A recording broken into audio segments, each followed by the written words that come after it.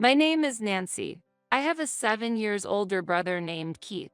Ever since he was a child, he excelled academically. His performance was top-notch from an early age, and he graduated from prestigious high school and university. Naturally, our parents were very proud of him and often spoke about how Keith is so amazing. Perhaps due to this environment, his personality became warped as he grew up. Always being expected to excel and constantly praised may have caused him to overestimate himself. Upon graduating from university and finding a new job, he decided to leave our family home. When he left, he sarcastically remarked, "I can't bear such a mundane life in this house anymore," with a wry smile. I'll never forget the look on our parents' faces at that moment. With a look that couldn't hide their surprise and a hint of sadness, they said, "In the past, Keith was always cheerful and cherished us." Honestly, I was angry then. I never stood out like my brother in studies or sports, and the high school I attended wasn't super prestigious, but I valued the bond and love of our family. Both my brother and I owe our lives to our parents' support. I wished he felt that too. During my high school years, I realized daily how precious the warmth and love of a family are. Strangely, my brother didn't seem to feel that love. Our parents had watched over us siblings for a long time, pouring endless love onto us. Yet, my brother seemed to see them as ordinary people, and that weighed on my heart. As a child, my brother was like a hero to me. Seeing him handle everything perfectly made me want to be like him. He used to care about me, play with me, and help me study. However, he changed. By the time I was about to graduate high school, he began to say things like, "Do you really need higher education? And you're wasting your time on such things." Whenever our parents confronted him about his attitude, he retorted, "I became this way because of you." I cried then, but my parents hugged me and said, "Nancy, you've grown into a truly kind-hearted person." Encouraged by their kindness, I managed to get into a national university and secured a job at my dream company. Since my mother had given birth to me relatively late in life, by the time I started working, my parents were almost 60. By then, my brother was already married, but oddly enough, neither my parents nor I had met his wife. My parents had brought up the idea of inviting him home several times, but he always hesitated, saying, "It's a bit of a consideration to introduce her to our family," and avoided bringing his wife to our house. About half a year has passed since I started my life as a new member of the workforce. Just when I thought I was gradually getting accustomed to my job, an unexpected event occurred. During work hours, when I usually wouldn't receive personal calls, my cell phone displayed an incoming call from my mother. Normally, my mother knows I'm at work, so she wouldn't call. I stepped outside and discreetly answered the phone. My mother's voice was softer than usual. "Hey, are you okay? Are you busy right now?" "No, I'm okay." "What happened?" "The thing is, your father suddenly fell ill." I felt a weight on my chest at those words. I immediately informed my supervisor about the situation, ran to the station to catch a taxi, and hurried to the hospital my mother had told me about. Along the way, I repeatedly hoped and prayed in my mind, wondering how my father was and hoping that he was all right, as I headed to the hospital. When I entered the waiting room, my mother, tears streaming down her face, greeted me. "What happened, Mom?" I sat next to my mother, filled with worry. How did my father, who was fine in the morning, suddenly end up in this condition? Unable to process that question, words poured out of my mouth one after another. After a pause, she quietly said, "Your father has been diagnosed with cancer." Hearing this, I felt as if time had stopped. Why? My surprise and anxiety from deep within spilled out in my voice. My mother took a deep breath and began to speak with sadness. "It's stage 4. The cancer has spread to the bile duct, and they said it's hard to remove it all." After that, my mother couldn't stop her tears, and I choked on my words multiple times as I listened. "So, what treatment will be done next?" I asked my mother, seeking hope. She nodded somberly after a short pause. "After a while, the attending physician came and explained the detailed condition and the treatment. My father's illness had progressed more than expected, and metastasis to other parts had been confirmed. Therefore, even if they operated, there was a significant risk, and they couldn't guarantee success. My mother and I held hands, trying to come to terms with this reality. The doctor's words were matter of fact, making us acutely aware of the harsh reality we faced. Specifically, you can either continue with chemotherapy or choose support in a palliative care ward. Both are crucial choices, so we'd like the family to discuss and decide together. The doctor's calm words resonated in my ears. As I slowly sat down on the sofa in the corner of the waiting room, a silence spread between us. Only the ticking of the clock's second hand seemed to carve through the heavy atmosphere. Seeing tears quietly stream down my mother's face, I pondered how to approach the situation. It was a challenging time to communicate, but necessary procedures had to be followed to move forward. We should include Keith in this conversation. Let's contact him immediately and discuss making a decision together. I suggested it and picked up my smartphone. With a wry smile, my mother confided, "Actually, I've already informed Keith, but he hasn't responded." At that moment, recalling past events and my brother's nature, I had a certain premonition. When he sought help, he'd get extremely upset if he didn't respond quickly. Yet, he tended to run away from situations requiring tough decisions. However, believing that the opinions of the entire family were essential this time, I kept calling him. After more than 10 attempts, I finally heard my brother's slightly irritated voice. "What do you want? Calling me over and over? Brother, do you fully understand Dad's condition? Mom should have informed you in detail. Why haven't you come to the hospital?" My voice was imbued with both urgency and anxiety. After a brief pause, he sighed in seeming annoyance. "Of course I know, but unlike you, I'm swamped with work. Dad's still alive, isn't he? I don't think there's any need to be overly concerned." His words lacked any shred of understanding or empathy, deeply shaking me. "This isn't a joke. We don't know what could happen to Dad at any moment. Have you forgotten how much he's worked for our family? We are here today because of his support." I felt tears threatening to spill. However, without showing any emotion, my brother curtly said, "Now's not the time to be fussing over this. There's no point in discussing further." I'm hanging up and promptly ended the call. Stunned by the exchange, I was at a loss. I couldn't hide my astonishment at my brother's indifference. I knew he lacked a sense of family bond and gratitude, but I never thought he'd grown into such a detached person. When I returned to my mother, a look of concern was evident on her face. "What happened?" she inquired. I replied, "It seems he is quite busy now," avoiding the details. My mother sighed deeply, murmuring, "It would have been comforting if Keith was here." My father chose to spend his final moments in a palliative care ward, and a few months after that decision, he quietly passed away. I informed my brother of this somber news over the phone and conveyed the details of the wake and funeral. However, his response was cold, stating, "I'm busy with work, so I can't attend. Please proceed without me." True to his word, he didn't appear at our father's wake or funeral. It seemed even my mother was shocked by this fact. She probably never imagined her son wouldn't show up for his father's funeral. Both family and acquaintances expressed their surprise and disappointment at his absence. After the funeral, when a moment of quiet settled amongst the family, my mother exhaled deeply, muttering to herself, "He really didn't come." I took her hand and said firmly, "Mom, let's not worry about him anymore. We have to let him walk his path. For now, let's cherish our memories of Dad." My mother tightly squeezed my hand in response. My mother smiled and replied, "Thank you." Unbelievably, the next day, my older brother suddenly appeared at the apartment where we live. When I opened the door, his expression was different from usual, filled with an urgent restlessness. Stepping inside, he demanded without any greeting, "Where is the inheritance father left behind?"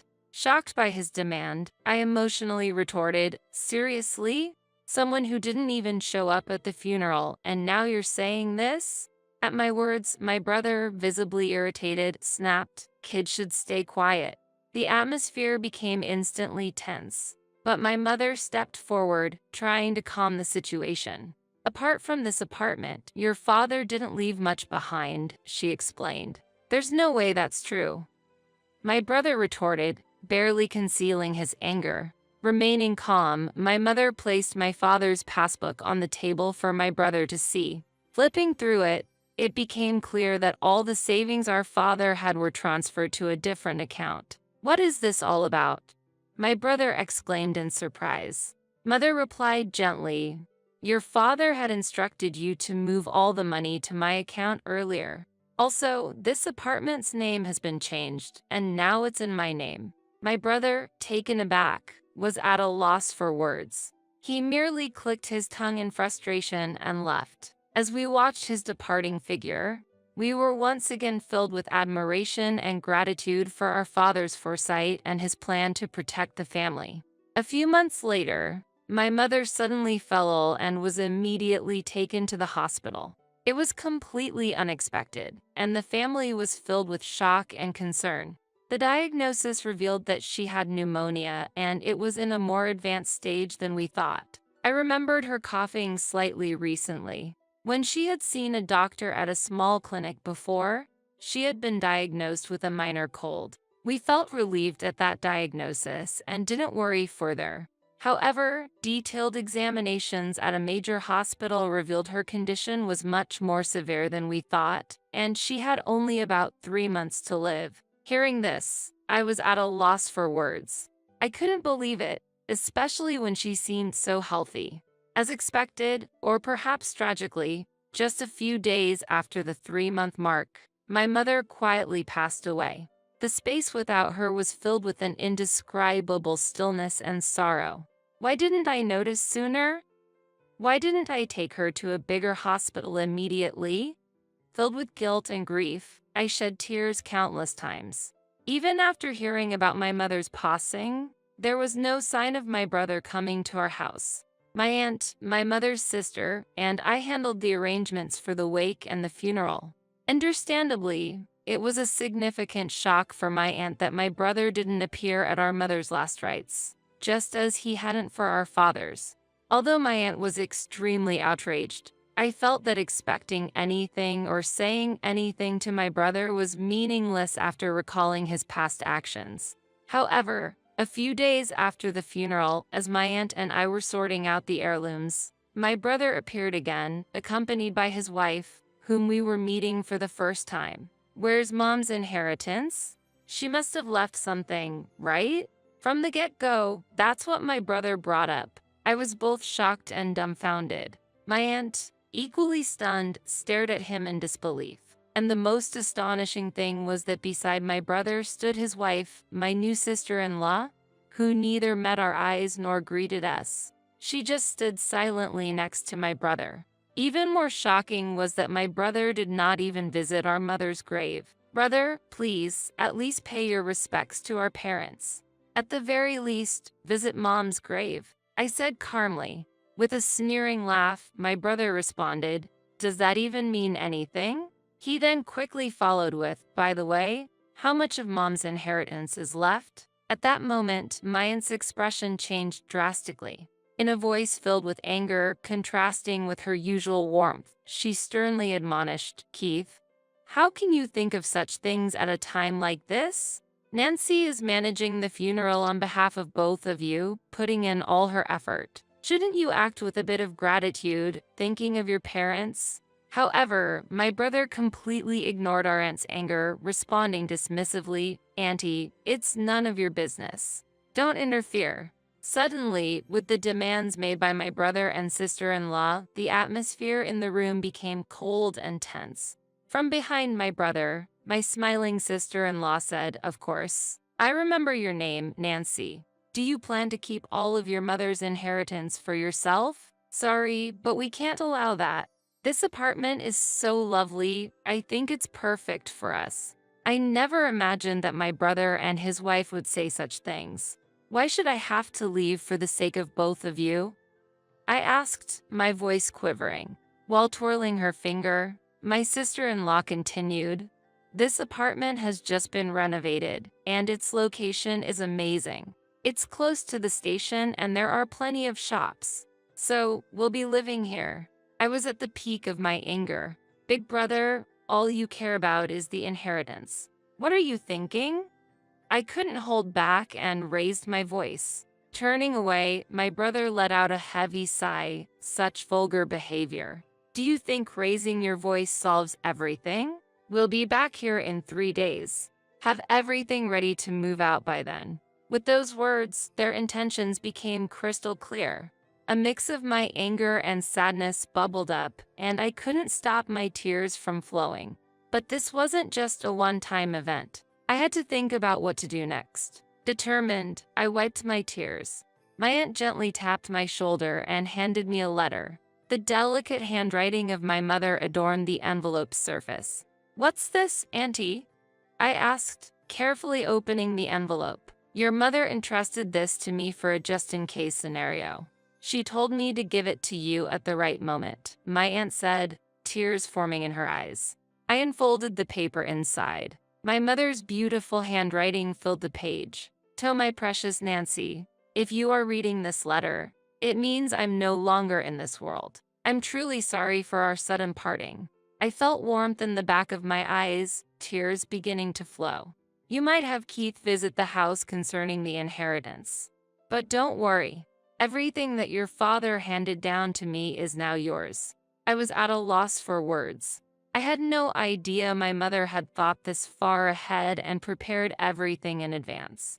"I'm sorry for suddenly leaving you alone, but I'm at peace, because I've seen how much you've grown into a wonderful person. While learning is essential, it's not everything. The kindness and compassion you learn through your interactions with people is what I believe holds the most value. Your father and I were genuinely happy to see you grow up with such a warm heart until our last days.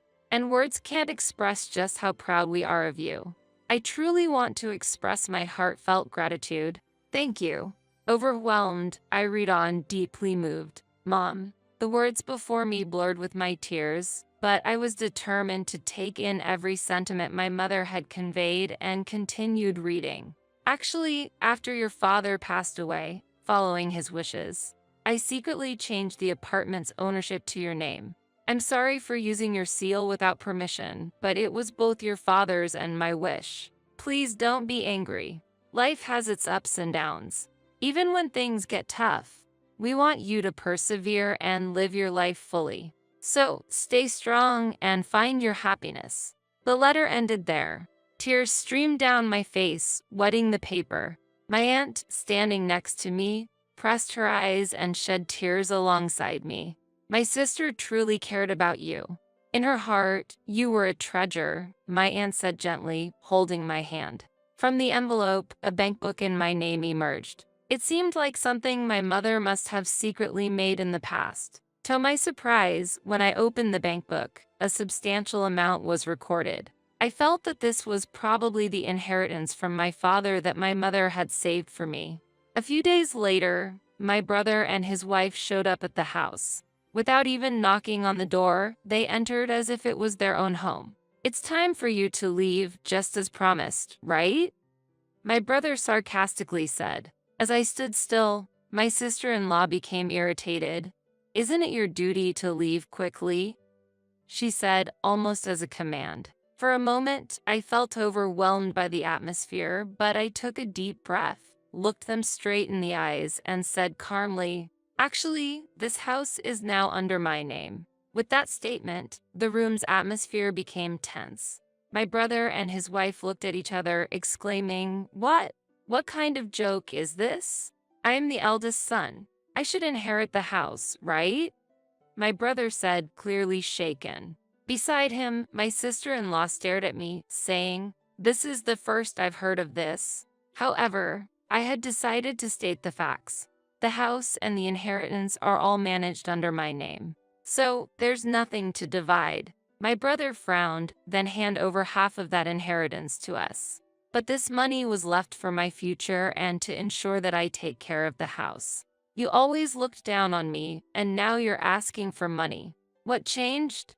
I questioned. His face turned red. Surprisingly, my sister-in-law exclaimed, "Wait, what is this? This isn't what we were expecting." From what I gathered, my brother recently faced significant trouble at his job and was subsequently fired. Not only that, but he and his wife were moving from one day job to another, seemingly in a tight spot financially.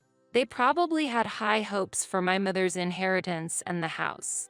But with my revelation, their expectations were shattered and they began bickering, placing blame on one another. Watching their childish dispute, I thought, what can possibly be gained from all this? To them, I said calmly, "This is my house now. If you make any unnecessary fuss, I'll call the police." Trembling with anger, they reluctantly accepted my words and left. Since then, I've had no contact with them. I deliberately deleted all their contact details and began a new life in this apartment. This apartment is my treasure, filled with memories of my father and mother. Now, I have a loving partner by my side. We plan to build a new family in this apartment. He respects my decision and proposed that we take the first step of our new life here. Our future is bright, and I want to pass on the warm love my parents gave me to the children we will have in the future. My name is Lindsay. I'm a 29-year-old company employee, and this year means I'm getting older still. I met Jake, a year older than me, through friends, and we decided to marry 6 months after we started dating. Jake, who made a name for himself in tennis during his student days, is an active person who continues to play tennis even now. As I was in the tennis club during my student days, we immediately found common ground together. Once we started dating, we would often play tennis together on the weekends. One day, after our date, Jake proposed to me and we decided to get married. It's been almost 3 years since we got married. We don't have children, but we bought an apartment after getting married and have been living together ever since. Both of us work, and while we aren't struggling financially, we can't say that we're wealthy either. We're living a happy life. However, something happened between us that shattered my peaceful days.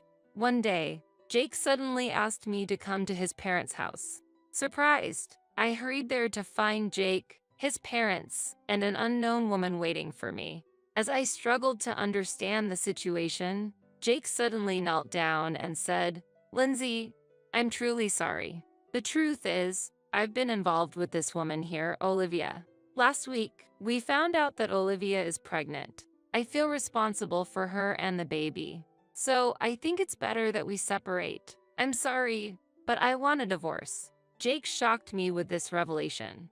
Exposed to his infidelity, the pregnancy, and faced with his demands for divorce, I was stunned. That was when my mother-in-law spoke to me.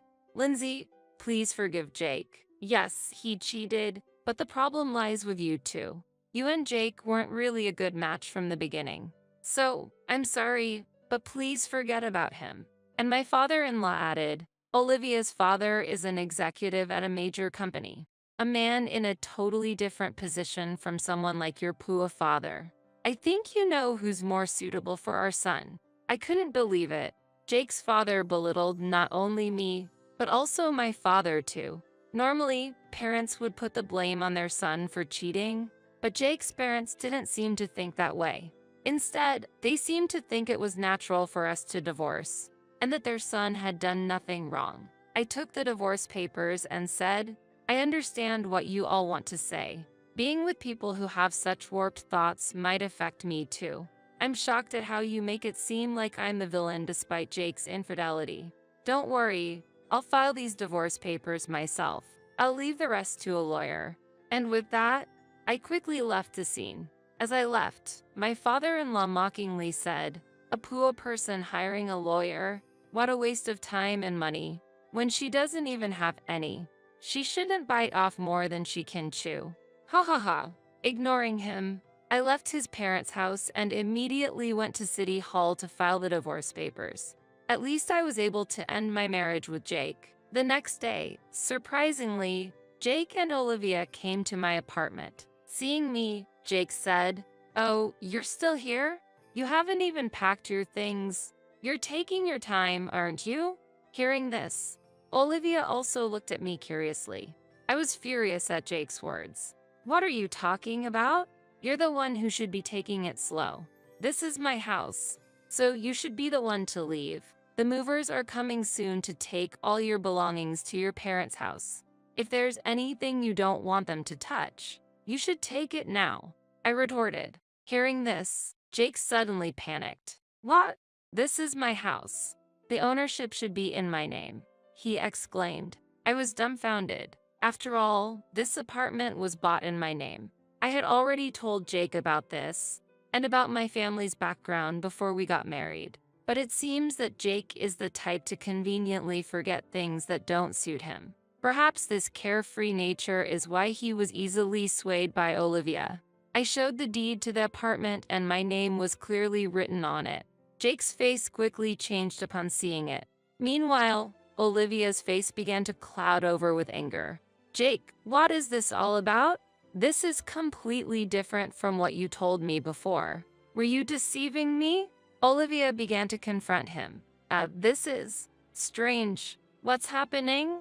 Jake responded in confusion. That's not an answer. Explain yourself. Olivia pressed on. First, this is my house, so please take your argument outside. And just so you know, Jake has various debts. So if you're planning to marry him, be prepared for that burden. I calmly stated the facts to Olivia. Hearing this, Olivia seemed about to say something, but I didn't care and kicked both of them out of the room, slamming the door behind them. After a while, I could hear them arguing outside the door, but it eventually quieted down. About an hour later, the movers finally arrived and took all of Jake's belongings to his parents' house. The room was now clean, and I was relaxing in the newly organized space. But it was short-lived. Suddenly, the intercom rang repeatedly. I cautiously opened the door with the chain lock still on, and my mother-in-law was standing there. Hello, is there something you need? Lindsay, why did you keep such an important thing a secret? What are you talking about? I can't believe it, but Jake just told me that this apartment is in your name and that your parents are the owners of that famous restaurant chain. It seemed Jake finally remembered my family's circumstances. What about it? If I had known, I would never have let this divorce happen. A daughter from such a wealthy family. We would love to have you back in our family. Lindsay, please, reconsider and start over with Jake. I was shocked and at a loss for words at her outrageous request. I couldn't possibly agree to what she was asking. You really have a terrible way of thinking about things. Am I not a human being? Are you only interested in money? I'm sorry, but I don't want anything more to do with you. There's nothing more to talk about, so please leave, I said and attempted to close the door. But my mother-in-law, infuriated by my attitude, raised her voice in anger. Don't be so arrogant. I'm giving you my permission to reconcile your differences. Fix things with him right now.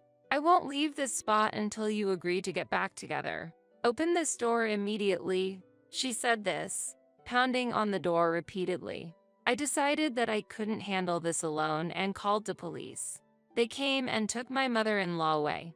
Even as the officers were taking her, she was shouting something loudly, but I no longer cared to listen to her words. There was a reason why my in-laws were unaware of my family's business background. My father, coming from a poor background since childhood, continued to live modestly, even after becoming a company president. He never considered buying branded clothes.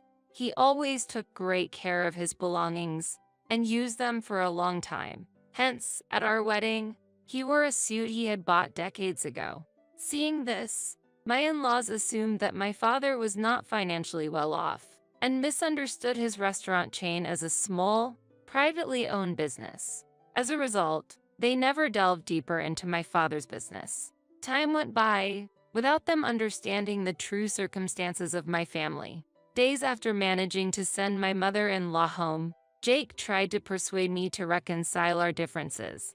His persistence was incredibly exhausting. It was surprising how insistent he was, despite the fact that he was the one who proposed the divorce. He seems to have a talent for quickly forgetting inconvenient truths. I opened the door, keeping the chain lock on, and Jake, upon seeing me, began to speak with teary eyes. "Lindsay, please, let's give it another try. Everything is my fault. I'm truly sorry. I still love you. Let's be together again." He then explained a sudden turn of events. Olivia had apparently approached Jake aiming to get his house, pretending to be pregnant to sway him. However, once she learned about Jake's considerable debts, she gave up and fled, and now Jake was coming to me to seek reconciliation. Huh? What are you saying? I don't know anything about that. How can you say that? After you cheated and brought up divorce, now that she's left you, you want to get back together? There's no limit to your audacity. I have no intention of getting back together with you. Don't ever come here again. I refused Jake right there and then. Surprisingly, he quietly left. However, this was not to be their last attempt. Days later, Jake's entire family unexpectedly showed up at my workplace. They were shouting, "Bring out Lindsay. Get that woman out here. We know she's here," causing chaos in the office and leading to the security guards being called. I stood there, dumbfounded by the situation. But they wouldn't have things their way any longer. I worked at the headquarters of my father's company, and that day, my father was also in the office. All of my colleagues also supported me. "Hey, what are you doing? This is my company. Don't just barge in and make a scene. I know everything you did to demean my daughter. Don't ever come near her again, and never set foot in this company again." My usually calm father shouted furiously at my ex-in-laws. Everyone, including the employees and Jake's family, must have been surprised at the anger of my father, who usually only shows his gentle and calm side. Sorry. We're really sorry." Jake's family desperately apologized. My father's stern words had immediately quieted them down. As they were being escorted out by security, my father shouted in a strong voice, "Don't you ever come here again. And never do something like this again. I won't allow it. You understand?" Hearing this, I couldn't stop myself from crying. I felt a deep sense of gratitude that my father had gotten so angry for my sake. Later, through the company's legal advisor, I decided to seek damages from Jake's family. I sought damages for the divorce due to Jake's infidelity, for his persistent attempts at reconciliation after the divorce, and for the disturbance at my workplace. The total amount was substantial, and I eventually received payment from them. I also made them sign a written agreement promising never to come before me again. Jake's family's state of affairs rapidly declined thereafter. Chased by the money owed to me and Jake's existing debts, they ended up selling their home and moving far away.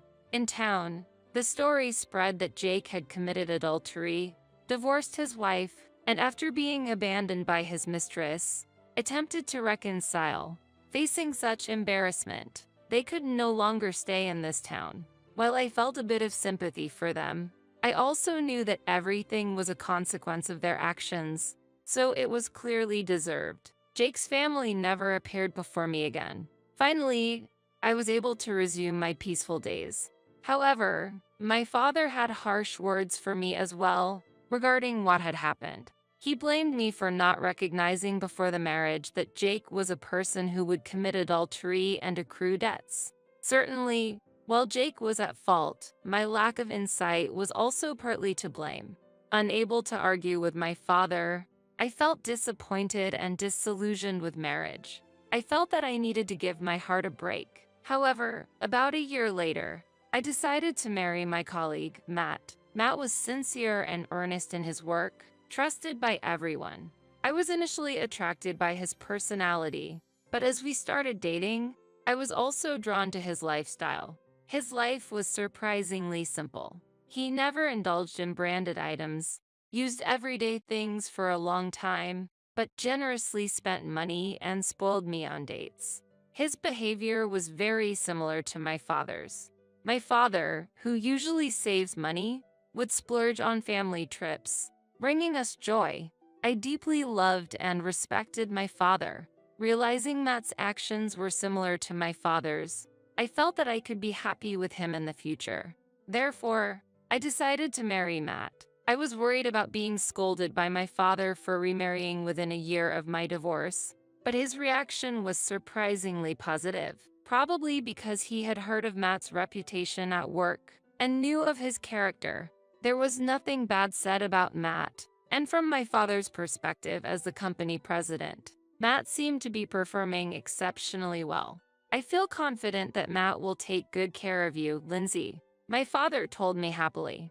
Matt and I were happily married. Not long after our marriage, we discovered that I was with a child. The happiest person to hear this news was undoubtedly my father. I was so glad to see my father happy. Reflecting on my time with Jake, where we didn't have children even after 3 years of marriage, it seemed like a stroke of luck. Matt and I plan to take over the company in the future. We are currently learning the basics of management from my father. Although there are many challenges, we accept that they are our responsibility as successors, and we are working hard together. We believe that we will need even more effort for the sake of our upcoming child, despite all that's happened. I am now very happy. Together with my family, we intend to firmly support this company in the future.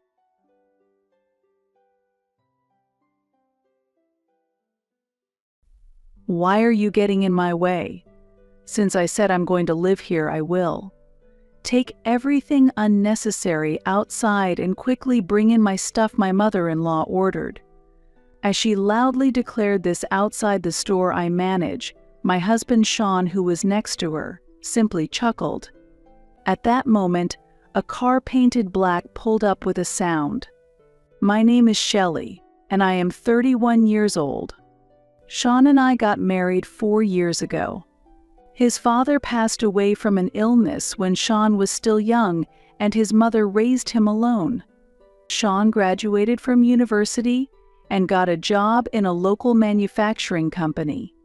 He is kind-hearted and soft-spoken, easily swayed by others, which makes a career advancement among his ambitious colleagues unlikely. I graduated from university and initially worked at a cosmetics company, but I never gave up on my dream of becoming an esthetician. While working, I attended beauty school at night, and after graduating, I trained at a top esthetician's shop.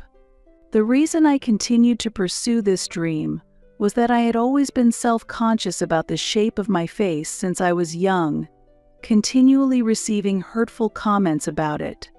However, in high school, while strolling through town with friends, I got a free trial coupon for an aesthetic treatment and decided to try it that day with a friend. The shop was white and clean, filled with a comforting scent. A very beautiful esthetician took care of me. I was instantly captivated by the charm of the place. She listened to my concerns attentively and provided a genuine treatment despite it being free. I will never forget the surprise I felt when I looked in the mirror after the treatment. She said, "It is our job to solve problems and bring out people's confidence." I was moved by her words and felt tears welling up. This experience made me strongly feel that I wanted to help others, which led me to choose this profession. Sean and I met through a friend's introduction, and as we went on several dates, we grew closer and got married after about 2 years of dating. Sean is gentle but weak-willed, which balanced well with my strong personality. At least, that was the case until his mother appeared. When we exchanged greetings for marriage, his mother repeatedly asked us to live with her at her home in the suburbs, which was inconvenient for commuting. We managed to convince her otherwise and started our married life alone. Then, a year ago, I quit the company I was with and was able to open my own aesthetic salon, a dream I had for many years. I used to juggle part-time jobs, but starting my own business has led to days much busier than before, causing more frequent mismatches in the life Sean and I share. Still, we made efforts to maintain our bond as a couple, such as having breakfast together and reporting our homecoming times. One evening, as I returned home late, Sean, who would usually be asleep by then, was waiting for me and began talking with a serious expression. "Shelley, actually, there's something my mother consulted me about." As he spoke, he revealed, "Actually, my mother has accumulated debts, and it's come to the point where she has to sell our family home." I couldn't help but express my surprise. What? His mother had always been reckless with money and led an unplanned life. He further explained that his mother had used the money his father had saved for Sean's tuition, forcing Sean to rely on scholarships for university. This spendthrift behavior was the reason I had adamantly refused to live with her when we were newly married. The sale of her house meant she would have nowhere to live. I felt a heavy sense of unease about this situation. "Hey, can we let my mother live with us?" Sean said. But I quickly interjected before he could finish. "It's impossible. We absolutely cannot live together. I don't mean to speak ill of your mother, but she would end up dipping into our living expenses. Isn't your mother still working? She should rent an apartment with her income and live alone." I appealed strongly to Sean, desperately wanting to avoid living together. It pained me to criticize his mother, but it was unavoidable. "No, actually, there are debts that can't be covered even by selling the family home. So I suggested cutting expenses to allocate more towards debt repayment." Sean replied, "You can't just decide that." "I understand what you're saying, Shelley. I take back what I said earlier, and I'll talk to her about living on her own," he said. But I was skeptical. Sean always seems to accept my opinion in my presence, but he becomes speechless in front of his mother. I was deeply anxious that his mother might eventually force us into living together. Sure enough, the next day, I received a call from his mother. "Shelley, this is terrible. Do you really dislike the idea of living with me that much? I held back when you two first got married, thinking you were both newlyweds, but this time it's unavoidable. I'm about to lose my home. Even if we're not blood related, what kind of cruel daughter-in-law are you to abandon a mother?" My mother-in-law vehemently criticized me. "I'm sorry, but I must oppose it. Our house is too small for even the two of us, so we cannot provide another room," I explained calmly to my mother-in-law, but my calmness only angered her further. "It's unacceptable for a wife to go against her husband's words. I will retrain you to be a proper wife, so be prepared," she said, and abruptly hung up the phone. This was another reason why I refused to live together. I've always struggled with my mother-in-law's domineering personality. It's always frustrating how Sean gets swept up in her assertiveness and becomes submissive. The next day, despite it being early dawn, my mother-in-law showed up at our house. "Sean, Shelley, are you there? I've come to talk, so open up quickly," she called out loudly without using the intercom and banged on the door. Considering the nuisance to the neighbors, I quickly let her inside, but she ignored me and went straight to wake Sean, who was still asleep. "I have to move out of that house by next week. Don't worry about what this daughter-in-law says. Quickly start preparing for my sake," she said, hitting Sean on the back. I wondered how a man over 30 could be treated like this by his mother, but I couldn't just stand by and watch. "Mother, please calm down a bit," I intervened, to which she directed a sharp gaze at me. "How can I calm down? This situation is your fault. It's because of your selfishness," she snapped. Tension filled the air between us. Sean, witnessing the scene, said, "Mom, I'm sorry. I'll figure something out, just wait a little longer," and suddenly began to apologize earnestly. Seeing his pitiable state, I was dumbfounded. However, my mother-in-law seemed somewhat satisfied with his response. "You have one more week. Make sure you sort it out by then, she said that and then left. Sean, why do you act so helplessly? And what exactly do you plan to do? I asked. As I pressed him, Sean visibly became angry. Be quiet, Shelley. Can't you show a bit more understanding? Why am I always the one being blamed? He shouted and then covered his head with a blanket. Sean raising his voice was unheard of, and I began to feel anxious that something unusual might happen this time. And my premonition was right, the situation worsened. The next week, as set by my mother-in-law, she and Sean took an unexpected action. That day, I visited the bank in the morning for my work as a president and planned to head to the store in the afternoon. The store opens in the afternoon, so I had left the preparations to my staff. However, before opening, I received a call from my staff informing me of a serious issue at the store, urging me to come quickly. I changed my plans and hurried to the store. To my surprise, when I arrived, my mother-in-law and Sean were confidently walking around inside. What are you doing? Customers will be arriving soon, so please leave, I said. There were several beds in the store, separated by partitions, but my mother-in-law was lying on the beds and measuring them. What are you talking about? This is a viewing, isn't it? There are beds here, and this room is perfect for me. I don't need all of it, but I will use at least half. It's equipped for privacy and it's discreet, so no worries. But this bed is a bit small. I'll use 2 of them, she said, while arranging 2 beds together by herself. Incredibly, Sean was smiling and agreeing with her plan. Sean, what is this?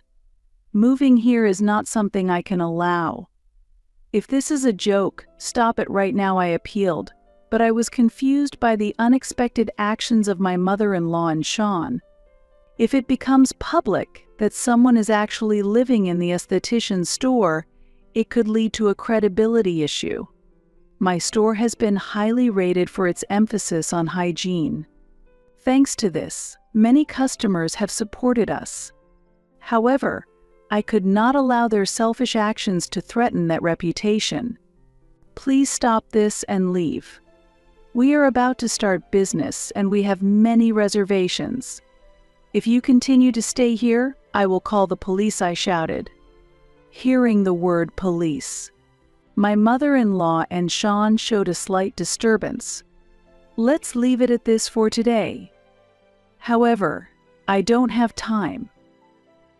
I am definitely planning to live here, she declared and left with Sean. I apologized to the staff while quickly tidying up and organizing the store.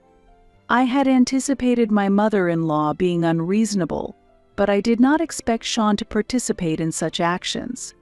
I was deeply shocked by this fact. It was clear from Sean's expression that he had decided to side with his mother. That night, Sean did not return home. I wondered if Sean was avoiding me or if he just didn't care what happened anymore. Still, I had to make sure that something like this didn't happen again. So I called Sean. Hello, Sean. Ah, hello. Sean sounded reluctant to speak. Please tell me today's actions of your mother were a joke?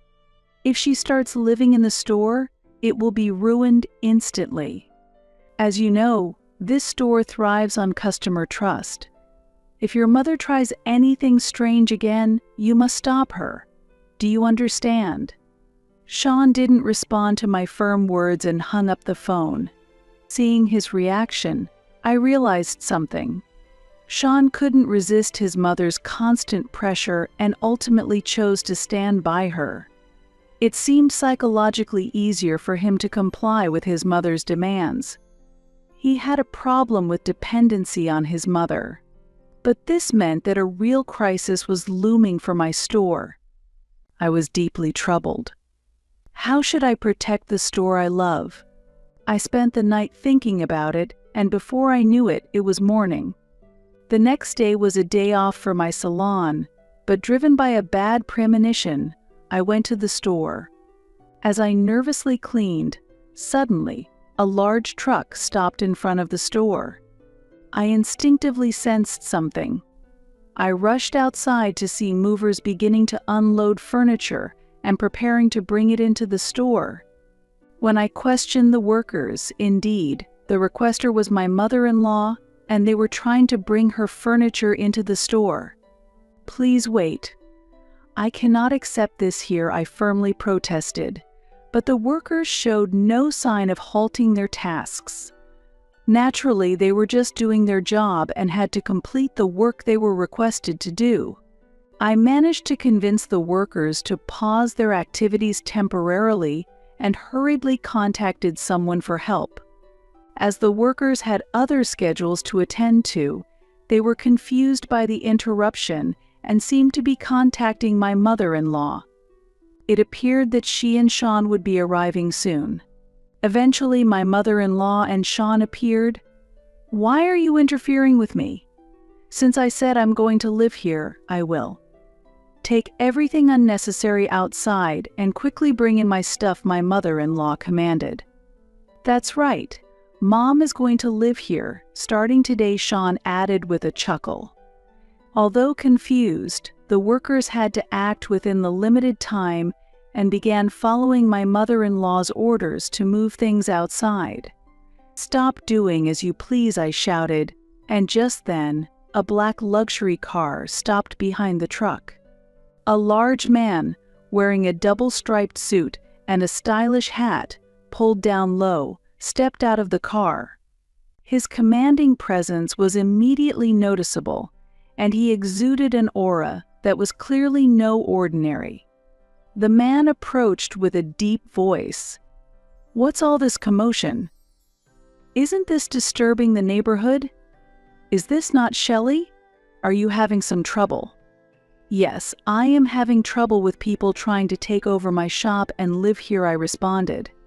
Hearing this, the man looked towards my mother-in-law and Sean and calmly asked, "It seems there is some sort of trouble here. Is there a reason for this?"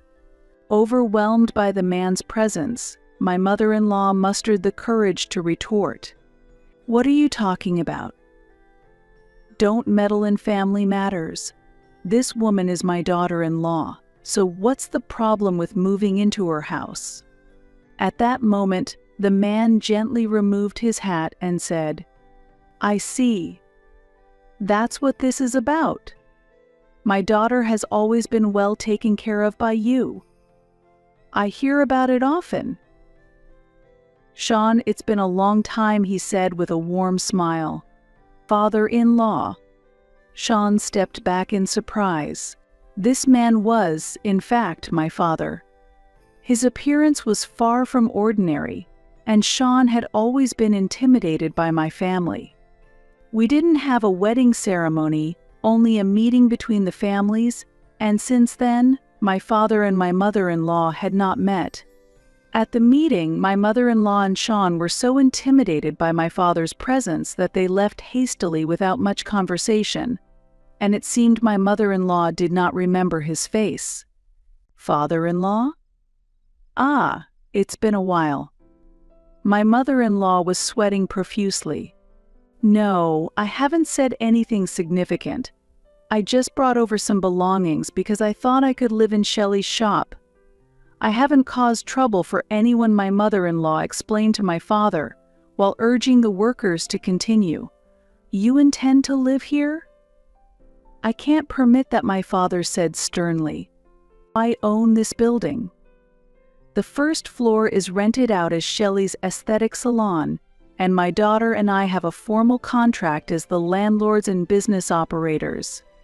It is not permitted to use this place as a residence. If violated, you will need to vacate immediately. Shelley, unfortunately, I have just witnessed a violation. According to the contract, you must vacate immediately." My father's gaze was piercing. I, too, can feel the overwhelming authority in his eyes. "I understand. I cannot make any excuses for this violation. We will vacate immediately, I responded. My father nodded heavily and turned his gaze to my mother-in-law and Sean. As you heard, I have just agreed with the tenant to terminate the lease. If you enter here again, I will have to call the police as you are now outsiders. Please leave this place. We will now proceed with the lease termination. Saying that, he led me inside the shop and we closed the shutter in front of my mother-in-law and Sean. My mother-in-law and Sean stood there dazed for a while, but soon I could hear them arguing with the movers. As I listened to the sounds, the movers, needing to rush to their next job, eventually left the belongings on the roadside and departed. Sean, you handle this. For now, bring it to our apartment, my mother-in-law instructed. Sean, following her orders, hurriedly arranged a rental car and began transporting the belongings to our apartment. Watching through a gap in the shutter, I said, "It turned out just as expected. They're heading to our apartment. I'm glad I acted promptly. Thank you, Dad." My father's stern demeanor softened, and he showed a smile. Maybe I went a bit too far. Despite his intimidating appearance, my father is actually a very kind person. He dresses this way due to his fondness for gangster films, but he is usually a friendly local real estate agent. They're sure to be surprised when they arrive at the apartment. My father and I exchanged looks and chuckled quietly to ourselves. In reality, all the furniture and household items from the apartment had already been removed, leaving only Sean's personal belongings behind. After a while, my mother-in-law called, clearly distressed. "What happened?" "The room is empty. Where's the furniture?" Her voice was agitated and angry. I responded calmly and deliberately. "I have terminated the apartment lease. I was the leaseholder, and I made the payments, so it was within my rights to cancel it without any issue. The apartment is owned by my father, and we plan to dispose of any remaining belongings as abandoned property and change the locks soon. If you don't collect the personal items quickly, you'll have to meet my father again." Her voice trembled upon hearing my father's name. "So, what? Where have you moved to?" "Let us come there, won't you let us stay with you?" I answered with a snort. "I have just decided to divorce Sean, and we will not live together anymore. I recently told Sean that if you interfere with my shop, I would seek a divorce." He agreed, and I have kept his response as evidence. Due to the influence of you and Sean, I can no longer continue my aesthetic business in this building. Therefore, based on the agreement with Sean, I am proceeding with the divorce. As for the furniture, it belonged to me since before our marriage, and it is only natural that I take it all. Upon hearing this, my mother-in-law began yelling at Sean, who was next to her. "How can you so easily agree to such a serious decision as divorce? The situation obviously required appropriate handling." I could hear Sean exclaim in surprise, "Eek! You should not prolong this issue and look for a new place to live." Instead, I told them before ending the call. Afterward, my mother-in-law and Sean struggled to find a new home and eventually had to rent a house from distant relatives. Sean's commute became difficult, and he quit his job to work part-time at a rural deli while scrambling to pay off his mother's debts. Meanwhile, I was able to move into a property owned by my father immediately. As for the termination of the aesthetic shop's lease, it was actually part of a ploy, and in reality, the business continues to operate as before. Now, the popularity of my aesthetic shop has grown significantly, and it's become so sought after that reservations are difficult to secure, even attracting celebrities. We warmly welcome male clients, and I regularly provide various beauty treatments for my father. Although he is nearing 70, the regular care at our shop has rejuvenated his skin, making him feel a bit closer to the actor he has always admired. Through these experiences, I've come to realize again that the essence of my job is to give each client confidence. The memory of my first free aesthetic treatment when I was in high school remains vividly with me. The excitement and fresh feelings from that day continue to inspire my daily work. That experience taught me what I should offer through my interactions with many customers. I also think about Sean occasionally. If he had more self-confidence, perhaps a different future could have been possible for him. Despite being so close to me, it was difficult to provide him with the right support. His situation has taught me how challenging it can be to offer objective help due to closeness. If, in the future, Sean visits our aesthetic shop, I plan to interact with him impartially and spare no effort in supporting him to maximize his potential confidence. If I can give him the courage to take a new step forward, I believe it would be profoundly meaningful